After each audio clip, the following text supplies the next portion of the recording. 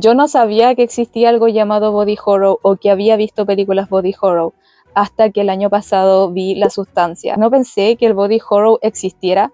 La verdad es que cuando veía este tipo de abominaciones o deformidades, pensé que era una exageración de los directores, pero no sabía que había un motivo detrás o no tenía idea que no era como temas al azar, no era como elementos al azar, era más algo pensado en un subgénero. Y ese es el tema del que les voy a hablar el día de hoy. Así que, hola, horror fans. Espero que estén súper bien. Es un honor tener nuevamente su atención. Yo soy Vanessa. Me dedico a este espacio a hablarles de un poco de la historia del terror.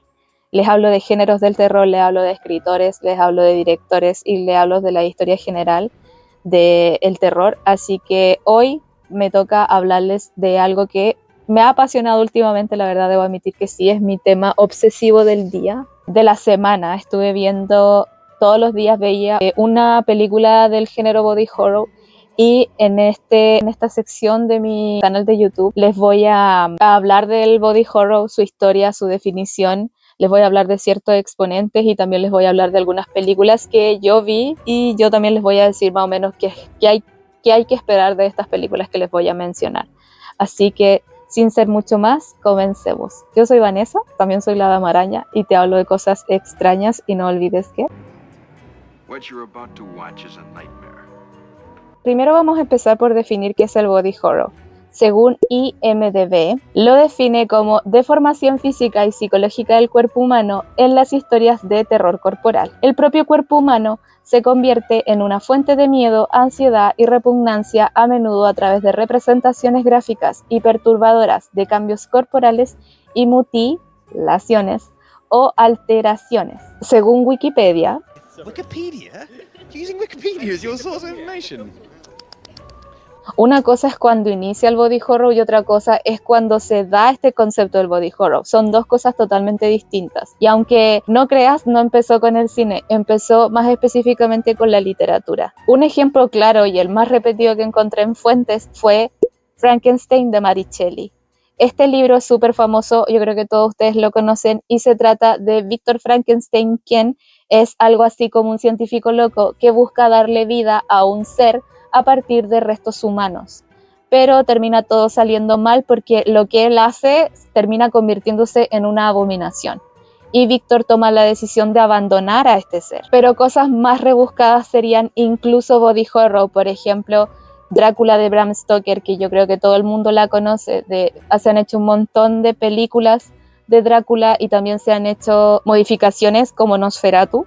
Luego tenemos el extraño caso del Dr. Jenkins y Mr. Hyde. Y luego tenemos el retrato de Dorian Gray también de Oscar Wilde, que también se habla un poco de esto de el body horror, pero ya les explicaré las características para que también puedan asociar esto a los libros que les mencioné. De hecho, se cree que la literatura del body horror es una creación entre el horror gótico y la ciencia ficción. Pero todo esto ocurrió en 1800. Y la verdad es que recién ahí por los 80 empezaría el término body horror a surgir de la mano de Philip Brophy. Philip Brophy es un multitalento, es de cineasta hasta músico, y él hizo un artículo llamado Horrality, The Textuality of the Contemporary Horror Film en 1983, en donde tomó el término para poder describir un subgénero del terror que estaba recién saliendo del horno. Entonces usó esta terminología para definirlo. Pero como les dije, esto ya había empezado mucho antes. Entre las décadas de 1950 y 1960 estaba muy en auge el tema de la ciencia ficción y los miedos nucleares. Y aquí saldría The Fly de 1958 de Gord Newman. En The Fly se explora la mutación corporal y sería solo el piso para el edificio del horror corporal que se estaba gestando y vendría en los años siguientes. Otra curiosidad es que es altamente representado por el horror japonés, más específicamente el anime. Un ejemplo claro es Akira de 1988, dirigida por Katsuhiro Otomo. Varias de las características del body horror es la viola al cuerpo, y no en el sentido que ustedes creen. Es básicamente irlo modificando. No hay mucha regla con respecto a la modificación corporal. El director o la persona que crea este tipo de cosas puede hacer lo que se le venga en gana con la creación del ser o con la modificación del cuerpo. Por eso se le llama horror corporal. No es algo que vamos a ver con mucha lógica, porque humanamente es imposible que el cuerpo alcance ese nivel de modificación.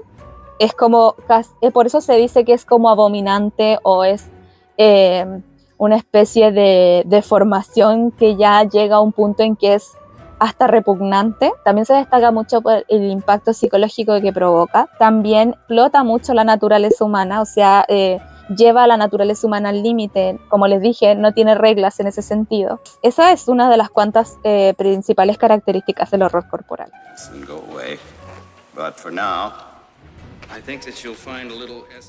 Bueno, el género del horror, como ya saben, está marcado por la alta controversia, y el body horror no ha sido la excepción en estos casos, ya que bajo la lupa de miradas más conservadoras, el horror puede incluir, el horror puede inducir o hasta normalizar en algún punto la violencia.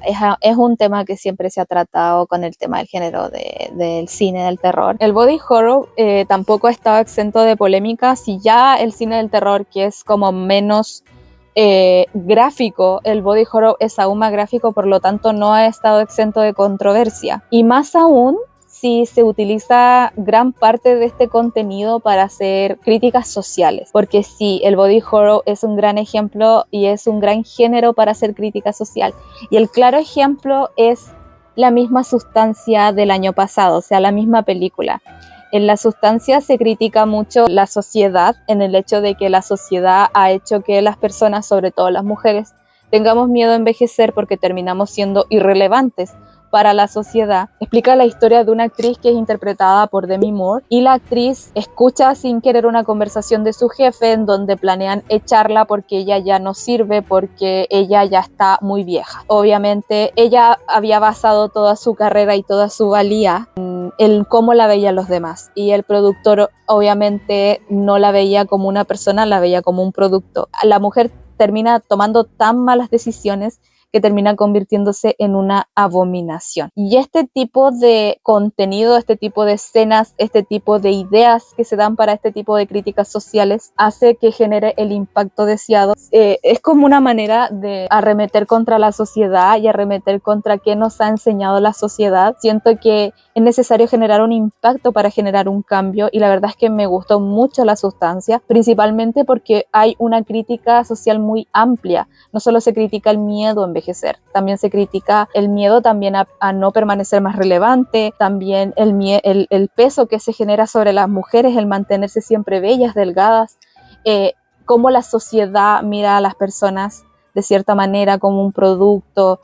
Se critica muchos aspectos en general, sobre todo el aspecto de la mujer y cómo la mujer funciona dentro de la industria del entretenimiento, y no solo del entretenimiento, sino que también dentro de la esfera de la sociedad en general. Y me gusta mucho este tipo de películas.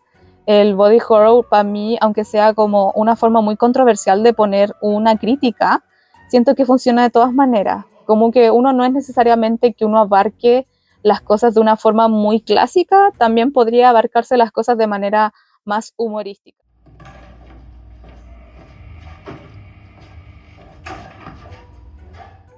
Bueno, chiquillos, ahora vamos a ir a las recomendaciones de estas películas.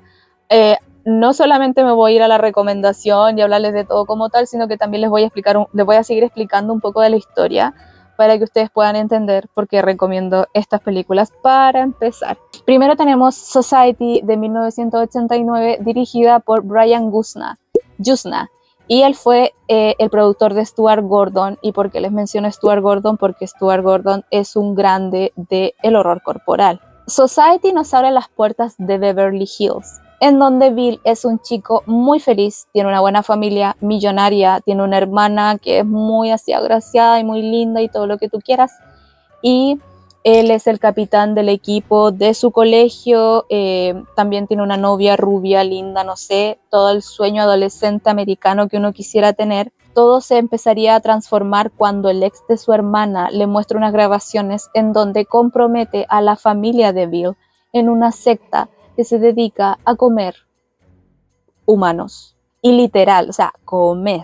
Y esta película es una alta crítica a la codicia, a cómo los ricos se alimentan de los pobres, cómo los utilizan, cómo los ven como un producto, cómo no los ven como personas, cómo el humano va perdiendo de a poco la humanidad a medida que se hace de poder. Luego tenemos Tusk de 2014 y esta película está dirigida por Kevin Smith y es del tipo humor negro, horror. Wallace y Teddy son amigos, pero también son compañeros de podcast. Se dedican a hacer un podcast bastante funable, o sea, es de los típicos podcasts que hay hoy en día que dicen puras sandeces, pero lo llevan al siguiente nivel, haciendo videos virales o sea, imitando videos virales, pero estos videos no siempre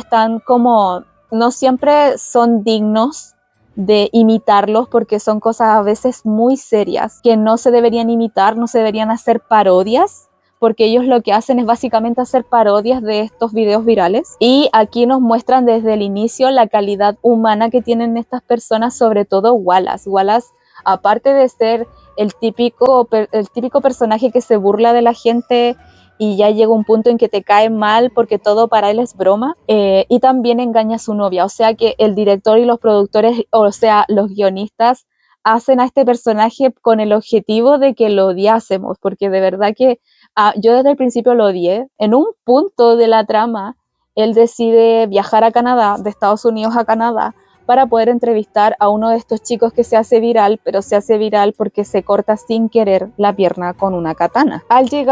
Wallace, al llegar a Canadá, descubre que este chico se había desvivido. Fue tanto el trauma, fue tanto lo que le pasó, yo creo que también influyó mucho esto de que la gente se riera de su video viral, que él se desvivió.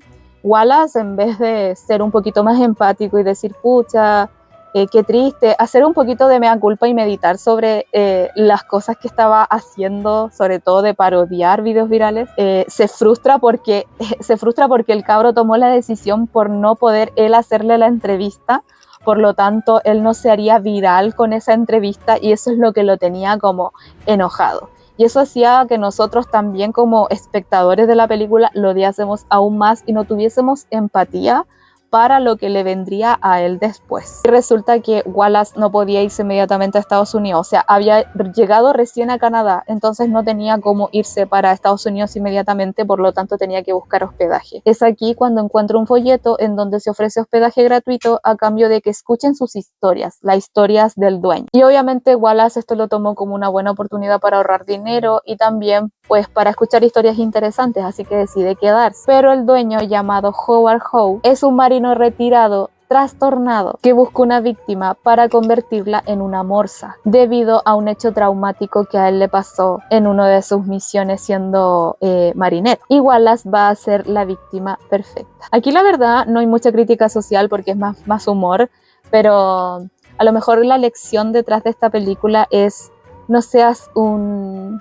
gilipollas, porque probablemente algún marinero te va a convertir en una morsa y ahí vas a quedar. Luego tenemos Videodrome del año 1983 y por fin no tenemos una película estadounidense. Esta película es de Canadá y está dirigida por David Cronenberg. Quiero detenerme en David Cronenberg porque es importante mencionarlo dentro de este video del body horror, porque él es considerado uno de los papás, uno de los grandes del body horror.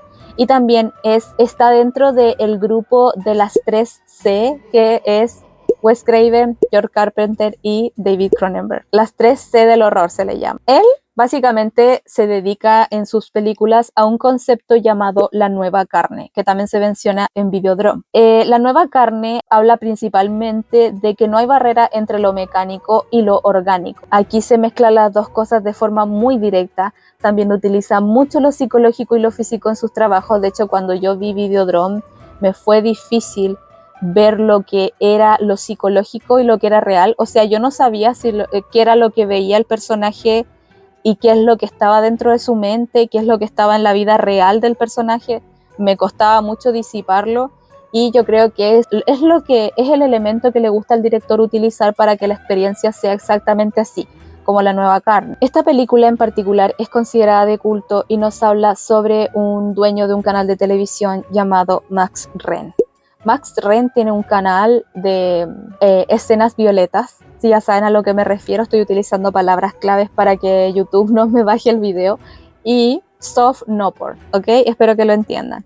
La cosa es que él estaba aburrido porque siempre era lo mismo, ya quería llevar todo al siguiente nivel, y es así como intercepta un canal asiático llamado Videodrome.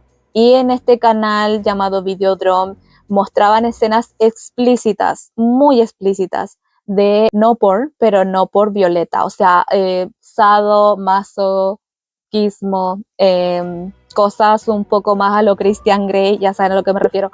Luego él se da cuenta que estas escenas que ve en esta intercepción son reales. O sea, literal, tomaban a personas y así como los videos Snap. Y aquí es cuando él se da cuenta que a partir de que él ve este video, estas intercepciones de Videodrome, él empieza a tener alucinaciones y se empieza a hacer todo muy difuso con respecto a lo que es real y lo que no es real. Y aquí empieza todo a tornarse un poco más oscuro. Resulta que en este intertanto él conoce a Debbie Harris, sí, la cantante Debbie Harris, pero que interpreta a otro personaje, otra persona obviamente. Y aquí es cuando ella es muy fanática de este tipo de cosas como a lo Christian Grey. Entonces, al momento de que ella se entera de Videodrome, va a audicionar a Videodrome y desaparece totalmente. Entonces, todo se hace aún más confuso y se hace todo más turbio. Así que después de un punto de que vi esta película, la verdad que me costó mucho discernir entre lo que era real y lo que no. La película te deja con un gusto bastante amargo de qué es lo que realmente está pasando en esta película, pero también es una crítica social a, en algún punto, qué es real y lo que no es real, y qué es lo que la tele te quiere mostrar, y cómo la tele modifica tu mentalidad, y cómo modifica lo que ves y lo que para ti es correcto y para lo que a ti no es correcto, y etcétera. También a nivel personal, también nos habla de un conductor que, buscando mucho eso de la gente se hace insensible, por así decirlo, a las cosas, y luego ya buscan querer más cosas y buscan nuevas sensaciones que al final traspasan un límite que a lo mejor nadie quiere traspasar, porque dejamos de ser seres humanos y dejamos de tener humanidad.